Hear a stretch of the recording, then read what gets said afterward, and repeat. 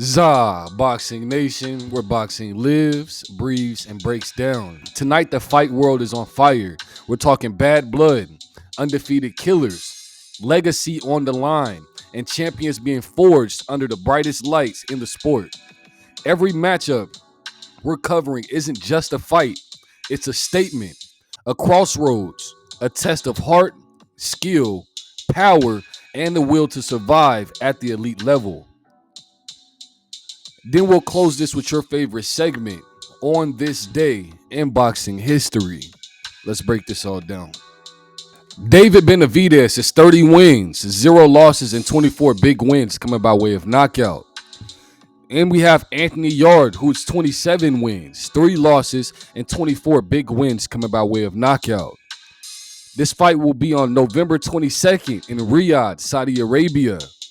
This fight carries a very specific tension because both men are stepping into the ring with one mission. One wants to prove that he's the new king of the weight class, and the other wants to prove that he's still a live problem at the world level. This is high-level danger for both of these guys. David Benavidez is one of the most unique fighters in the sport. Standing at 6'2", he's a pressure machine, the hand speed of a welterweight, the volume of a prime Margarito, the offensive structure of a modern Chavez Sr. But the key isn't just his power, it's his pressure and the suffocation. David Benavidez throws with zero hesitation, instant resets, perfect balance, sharp placement. He's not loading up, he's slicing. His patterns are frightening. Jab to the guard, test your reaction. Left hook around the glove. Right uppercut through the middle. Body rip once your guard lifts. And this repeats every exchange. He overloads mental processing. Opponents don't get the time to think. But I believe that his true weapon is going to be his endurance, his stamina. His punch rate actually increases as the fight continues. Anthony Yarde decreases as the fight continues. David Benavidez is the embodiment of overwhelm. That is who Anthony Yarde is walking into the fight against November 22nd in Riyadh, Saudi Arabia. Anthony Yarde is one of the most explosive punchers at 175 pounds and around these catch weights. His physical gifts are extremely elite. He has ridiculous, fast, twitchy power, natural strength that can freeze exchanges, a sniper-like counter right hand, and improved balance and shot selection. Anthony Yarde is at his best when he keeps the fight mid-range. He uses the jab to blind and then unload. He sets traps instead of rushing, and he explodes off the trigger. He doesn't need volume, he needs moments. And David Benavidez always gives his opponents moments. The question is, can Anthony Yarde hurt David Benavidez enough early to earn his respect? Because if he can, this fight becomes far more interesting. If not, he gets swallowed whole.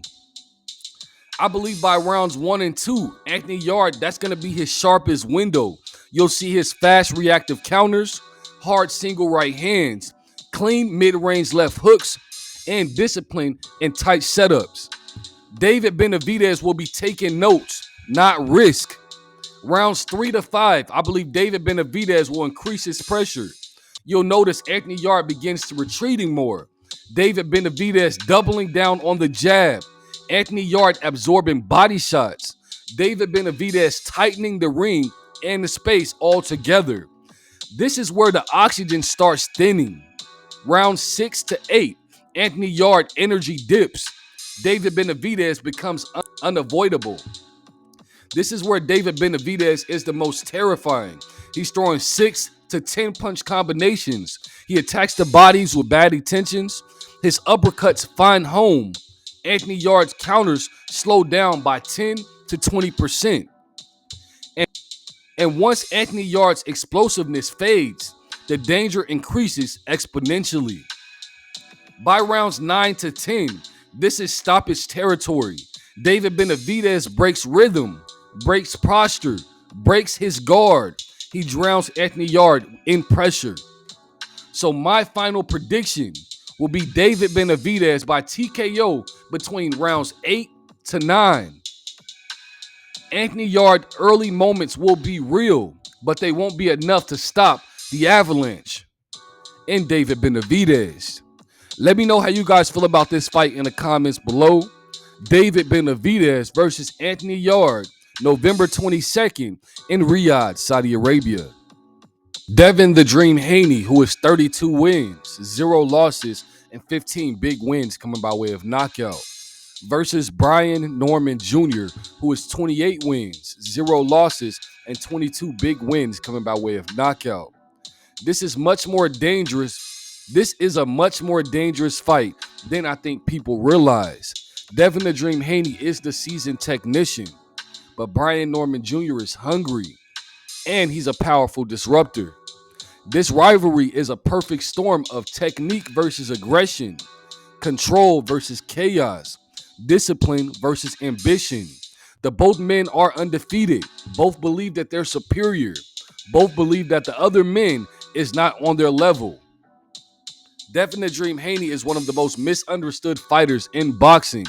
People see low KO percentage, clinching, defensive fights. They don't see the brilliance. His jab doesn't just land, it steers the fight. His footwork isn't just flashy, it's efficient. His head control and clinches is elite technique, not running. His distance IQ is world class. His ability to remove an opponent's A game is unmatched. Devin the Dream Haney's entire style revolves around taking away your best punch, forcing you to punch out of rhythm, and winning rounds through spacing, not brawling. His key weapons versus Brian Norman Jr. will be the jab, the feint to stop, the feint step pivot, the long right hand to intercept the pressure, the quick clinch when Brian Norman Jr. squares up. But Devin the Dream Haney's vulnerability is known. He squares up under pressure, and he reacts late to looping left hooks. That's exactly what Brian Norman Jr. throws. Brian Norman Jr. is one of the most explosive, unbeaten fighters in the sport. He's not as polished as Devin the Dream Haney. He's not as technical. He's not as experienced, but he has something that Devin the Dream Haney struggles with. Raw, unpredictable pressure with punching power in both hands. Brian Norman brings a sudden right hand power, athletic explosions, high energy combinations, and vicious finishing instincts. Confidence that borders on disrespectful. He does not care about the name Haney. He does not care about reputations. He does not care about being the underdog. Brian Norman Jr. fights like he is trying to send a message, and he's coming into this fight expecting to hurt or knock out Devin the Dream Haney. Rounds 1 to 2, Devin the Dream Haney goes into full control mode. Sharp jabs, pivoting, clinching when Brian Norman Jr. gets too close, and keep it clean boxing. I believe that will frustrate Brian Norman Jr. early in the fight. Brian Norman Jr. stays patient but can't find rhythm. Rounds 3 to 5, Brian Norman Jr. starts breaking into exchanges. He times Devin the Dream Haney stepping back. He throws looping left hooks or right hands, and he forces pocket moments. Haney starts holding more frequently if that happens. This becomes messy, and messy favors Brian Norman Jr. Rounds 6 to 8, I believe that Devin the Dream Haney adjusts.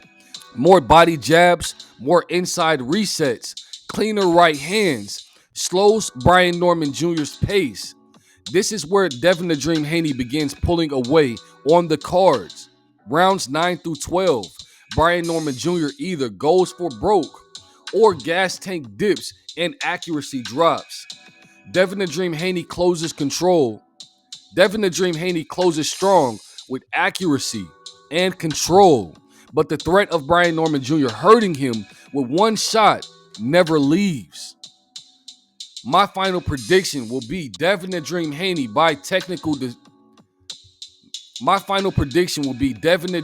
by unanimous decision. Technical control, ring IQ, and accuracy down the stretch to carry him.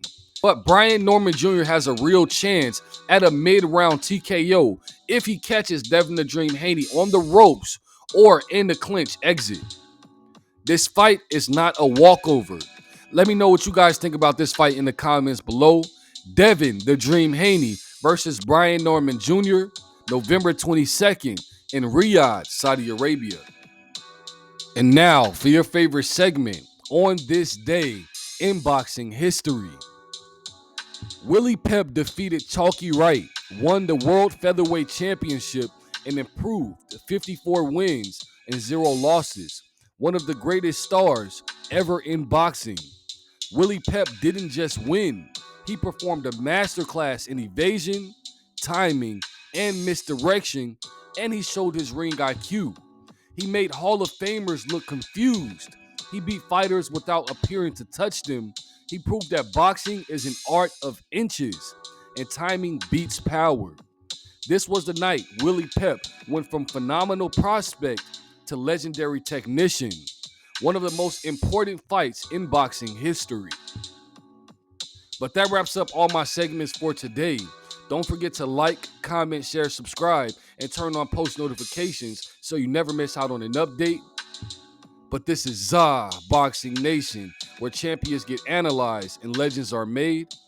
And if you're new here, keep your hands up, and I'll catch you in the next one.